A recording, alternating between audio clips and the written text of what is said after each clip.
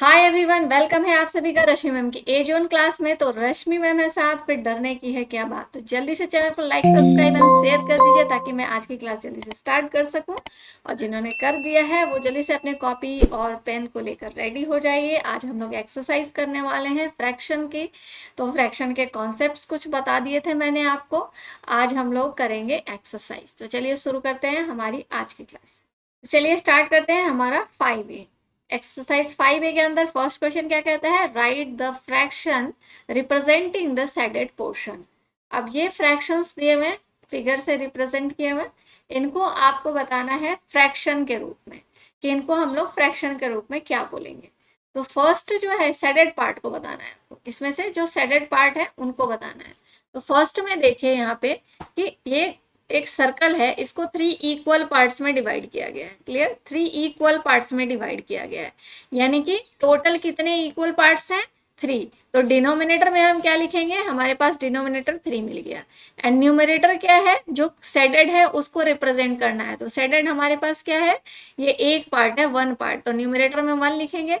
Then fraction will be, fraction of the shaded part will be 1/3, because one shaded है और shaded के बाद जो टोटल है वो डिनोमिनेटर में जाएगा तो 3 हो जाएगा। उसी तरह से यहाँ पे देखिए न्यूमरेटर में क्या आएगा, शेडेड पार्ट कितने हैं, 1 2 3, 3 है शेडेड पार्ट, तो न्यूमरेटर 3 हो गया। एंड डिनोमिनेटर क्या हो जाएगा यहाँ पे, 1 2 3 4 5 6, डिनोमिनेटर 6 हो गया। तो इसे हम 3/6 लिख सकते हैं।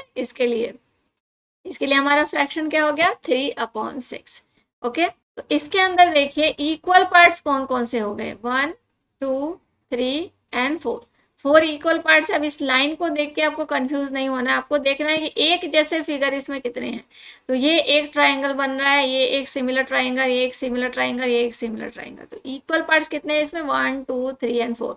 तो डिनोमिनेटर में हमारा क्या हो जाएगा, टोटल 4 है तो 4 हो जाएगा। एंड किसको सोना है, शो करना है दिस पार्ट को, एक पार्ट है तो ये 1 हो गया। तो इसका हमारा फ्रैक्शन क्या बन जाएगा, 1/4। ठीक है, इसमें देखते हैं हमारा इक्वल पार्ट्स कितने हैं, 1 एंड 2। तो यहाँ पे डिनोमिनेटर क्या हो जाएगा 2 एंड न्यूमरेटर क्या हो जाएगा, न्यूमरेटर विल बी ऑल्सो 2, क्योंकि दोनों पार्ट सेटेड है तो यहाँ 2 हो जाएगा। तो इसका हो जाएगा 2/2, इट मीन्स 1, 1/1 या फिर 1 भी कह सकते हैं। तो इसका फ्रैक्शन एक 1 ही होगा, 2/2 भी लिख सकते हो आप, 1/1 भी लिख सकते हो। ठीक है, अब इसको देखिए, इसमें क्या है, इसमें डिनोमिनेटर क्या होगा, कितने इक्वल पार्ट्स हैं टोटल, 1 2 3 4 5 6 7 8, 8 इक्वल पार्ट्स है तो डिनोमिनेटर 8 हो गया। एंड न्यूमरेटर क्या हो जाएगा, 1 2 3, 3 न्यूमरेटर हो जाएगा। And the fraction will be fraction of shaded part is equal to what, 3/8। Clear, तो इसी तरह से आपको फर्स्ट क्वेश्चंस करने हैं। फर्स्ट क्वेश्चन के अंदर आपको ऐसे लिखना है, पहले आप डिनोमिनेटर लिख लोगे जो टोटल है वो, एंड न्यूमरेटर जितने पार्ट का फ्रैक्शन निकालना है, शेडेड पार्ट का निकालना था, तो न्यूमरेटर में 3 आ जाएगा। And then fraction of shaded part is equal to 3/8। इसी तरह से आप ये क्वेश्चन नंबर 1 सॉल्व करोगे। क्वेश्चन नंबर 2 देखते हैं। Set 4/9 of the given figure. अब यहाँ पे एक फिगर है, इसमें 4/9 फ्रैक्शन बनाना है। 4/9 फ्रैक्शन का क्या कर रहा है, सेड करना है 4/9 पार्ट को। 4/9 पार्ट मतलब 9 में से 4 पार्ट को सेट करना है। तो 9 में से 4 पार्ट, आप कोई भी 4 पार्ट को इसमें सेट कर सकते हैं। कोई भी 4 पार्ट, मान लीजिए मैं इसको 1 2 3 एंड 4, ये 4 पार्ट मैंने सेट कर दिया। या फिर यहाँ पे देखिए, इसमें ये पार्ट, ये पार्ट, ये पार्ट और ये पार्ट, ये 4 पार्ट को सेट किया गया है। तो आप इसमें से कोई भी 4 पार्ट को सेट कर दे सकते हैं, तो आपका ये फिगर बन जाएगा 4/9 फ्रैक्शन। क्लियर, चलिए थर्ड नंबर क्वेश्चन देखते हैं। In the given figure if we say that the shaded region is 1/4, then identify the error in it. अब कह रहा है कि ये जो पिक्चर दिया हुआ है, ये जो फिगर दिया हुआ है, इस फिगर के अंदर जो शेडेड रीजन है, this is the shaded reason, ये जो शेडेड रीजन है, इस शेडेड रीजन के बारे में कह रहा है कि क्या हम इसको 1/4 फ्रैक्शन के रूप में लिख सकते हैं।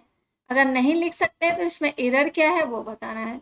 तो यहाँ पे देखिए कि ये जो पार्ट है, ये टोटल पार्ट इसमें अगर कहें तो कितने टोटल इक्वल पार्ट्स हो गए, अगर हम इसको फ्रैक्शन में इक्वल पार्ट्स में डिवाइड कर दें तो 1 2 3 4 5 6 7 8 टोटल 8 हो गया, यानी कि डिनोमिनेटर हमारा 8 हो गया, न्यूमरेटर क्या हो गया 1 2 3, तो न्यूमरेटर हमारा 3 हो गया, यानी कि इसके लिए जो फ्रैक्शन बनेगा वो 3/8 बनेगा, ना कि 1/4 बनेगा। क्यों क्यों नहीं बनेगा कि यहाँ पे हम देख रहे हैं कि न्यूमरेटर हमारा 3 हो रहा है, डिनोमिनेटर 8 हो रहा है, so this is the error here. और दूसरी बात यहाँ पे जो है ये 4 इक्वल पार्ट में डिवाइडेड भी नहीं है, तो हम यहाँ पे लिख सकते हैं कि the figure is not divided into 4 equal part, hence the fraction of the said reason is not 1/4, it will be 3/8। Clear. चलिए क्वेश्चन नंबर 4 देखते हैं। Right the fraction for each of the following. अब यहाँ पे इसके लिए fraction बताना है। 3/4, 3/4 के लिए मैंने आपको क्या बताया था, जो 3 ऊपर लिखा है तो आप 3 लिख दो, 4th है मतलब नीचे 4 हो जाएगा। इसके लिए क्या हो जाएगा 2, ऊपर 2 हो गया, नीचे 5th है तो नीचे 5 लिख देंगे। 4/7, 4/7 तो ऊपर क्या हो जाएगा 4 एंड नीचे 7 हो जाएगा, 7 में से 4, 3/10 तो ऊपर 3 हो गया एंड नीचे 10 हो गया, 10th। 1/8, 1/8 हो गया। 5/6, 5/6 तो 5/6 हो गया। 8/9 तो 8/9 हो गया। 7/12, 7/12 हो गया। बहुत आसान है ये, कोई भी मुश्किल नहीं है, बहुत बहुत इजी है, वेरी इजी। तो इस तरह से हम लोगों ने 4th क्वेश्चन भी कंप्लीट कर लिया, डन। ठीक है, तो ये आप लोग पहले खुद से सॉल्व करिएगा और बाद में आप मेरे इस वीडियो को पॉज करके पहले सॉल्व कर लेंगे और बाद में इस वीडियो को फिर से प्ले करके चेक करेंगे कि आपका सही है या नहीं। ठीक है, तो जैसा कि मैंने आपको बताया फर्स्ट में 3 लिखा है तो हम ऊपर न्यूमरेटर में 3 लिख देंगे, और फिर लिखा है 4th तो यानी कि 4th मतलब 4 नीचे आ जाएगा। 2 5th, 2 ऊपर हो जाएगा एंड 5th लिखा है तो नीचे 5 लिख देंगे। बहुत आसान है, फर्स्ट टर्म जो भी है उसको ऊपर लिख दीजिएगा और जो नीचे दे रहा है, जो भी पार्ट दे रहा है उस पार्ट को हम नीचे लिख देंगे। अब 5th नंबर क्वेश्चन देखते हैं। Write down the numerator and denominator of each of the fractions given below. अब ये भी बहुत आसान है, इसमें बस आपको न्यूमरेटर एंड डिनोमिनेटर बताना है। तो इस फ्रैक्शन में आपका न्यूमरेटर क्या हो गया, न्यूमरेटर हमारा 4 हो गया एंड यहाँ पे डिनोमिनेटर क्या हो गया, डिनोमिनेटर हमारा 9 आ गया। तो आप सिर्फ एन और डी नहीं लिखेंगे, पूरा लिखेंगे numerator is equal to 4, denominator is equal to 9, इस तरह से आपको लिखना है। क्लियर। नेक्स्ट क्वेश्चन देखते हैं।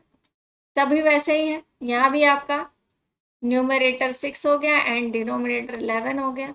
यहाँ पे आपका न्यूमरेटर 8 हो गया एंड डिनोमिनेटर आपका 15 हो गया।